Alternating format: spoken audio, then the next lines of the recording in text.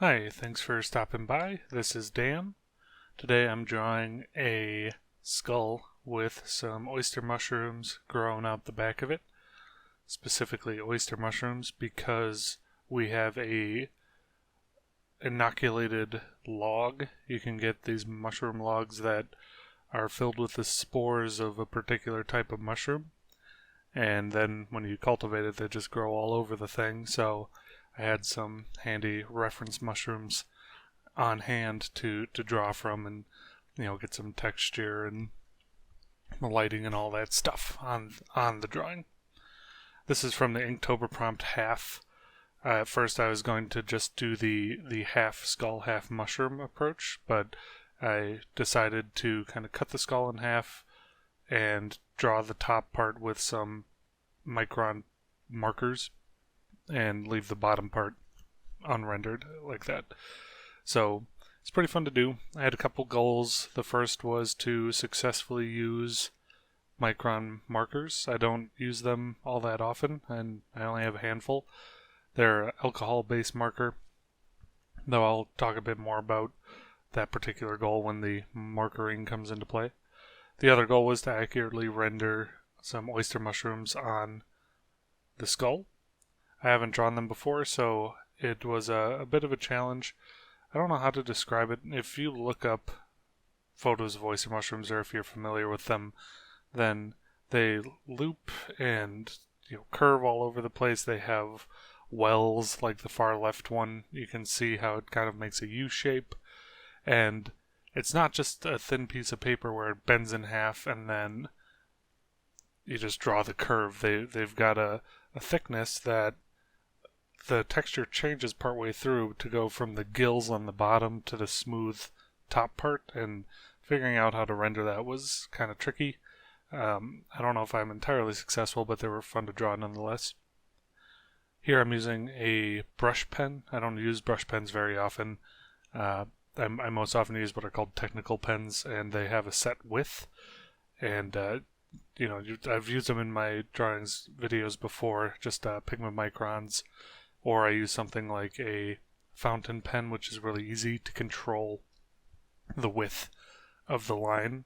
With a brush pen, obviously it's a synthetic brush on the tip, so the harder you press down, you can get some really thick values, really thick lines, like on that particular mushroom on the bottom left.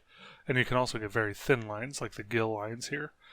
I don't use it all that often because I don't have much practice with it, and normally when I'm putting ink on a drawing, I'm ready to go on the final details, and I would be afraid of ruining it with my inexperience with a brush pen. But this one I'm planning on tracing over, as you can see here, and since I'm planning on tracing over it, I figured it'd be a good time to practice. What I'm doing here is just moving from my sketchbook paper, which is a thin, kind of made for graphite type paper, over to marker paper, which I don't know exactly the production process for it, but it can take a lot of moisture from marker drawing, because like I said, these alcohol-based markers, I haven't really said anything about them yet, but I will. They put down a lot of moisture, and if I were to do it on my sketch paper, it would just bleed through multiple paper layers and probably start to pill up and kind of tear around where I'm trying to draw. This is the technical pen, a micron right here. So same width. I suppose if you press on it really hard, you would get a thicker line, but you'd also ruin the nib. And I'm just putting down all of the mushroom lines.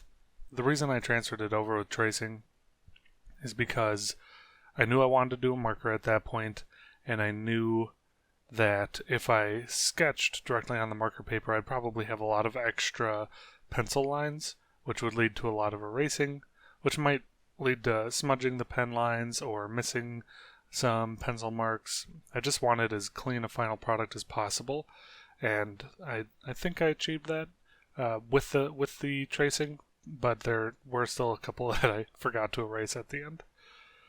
What I'm doing here is just picking out the proper medium point on the drawing so I can be sure to have the marker go on just the top half. Now, microns, they're alcohol-based, which if you're not familiar means that when you put down a layer, then you can really easily make gradation, because being alcohol based, when you draw over the top of the marker, then it blends in rather than it moving the material around or picking the material up like you might get with watercolor. So picture painting with watercolor and you put some pigment down. If you clean your brush and go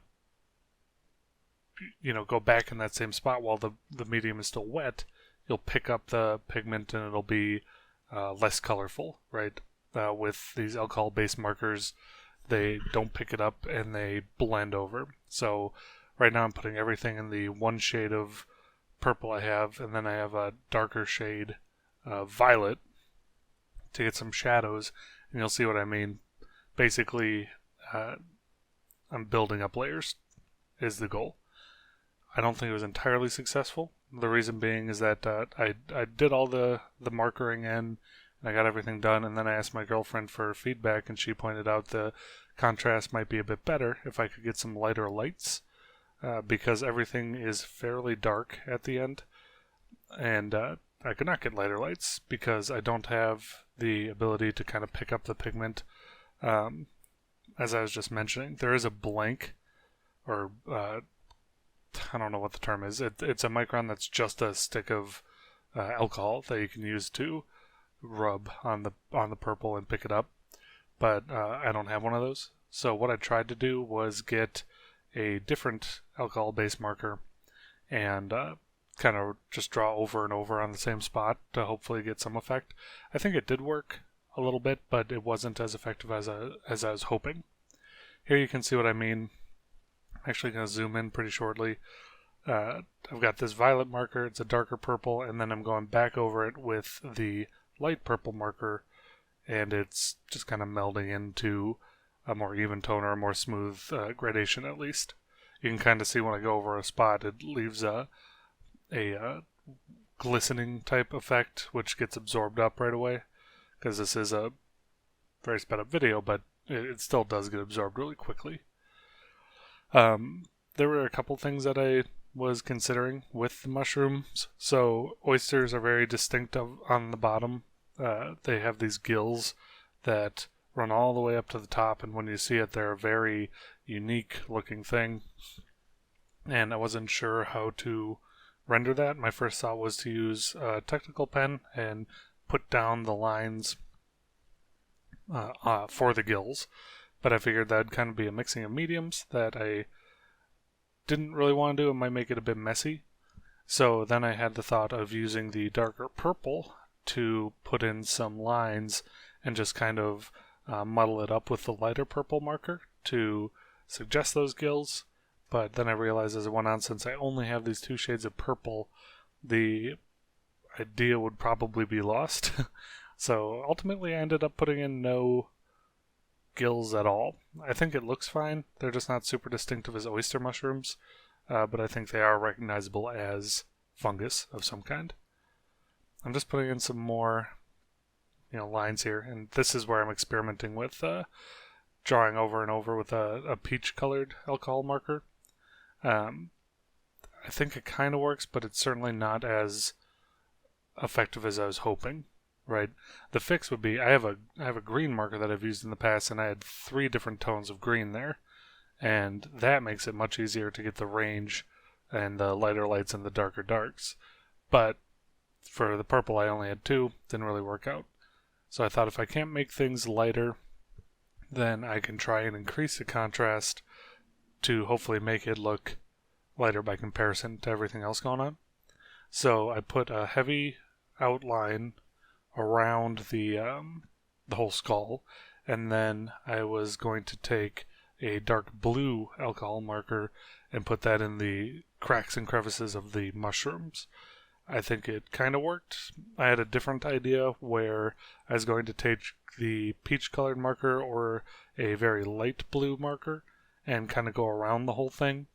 On the outside of the skull, outside the lines, and put a darker blues near the sections I want to look lighter, and then bring some lighter blues on the sections that are already pretty dark. I didn't do that because with the theme of the drawing being half, I wouldn't know if I wanted to fill out the whole marker paper or if I wanted to just stop on the top half. And ultimately, I kind of felt like the time I invested, I didn't want to risk ruining the whole thing by, kind of double backing. It's still something I might experiment because I've got this finished product scanned in, and if I make changes now, it's like, yeah, it'll change the original art, but hey, maybe I'll end up liking it.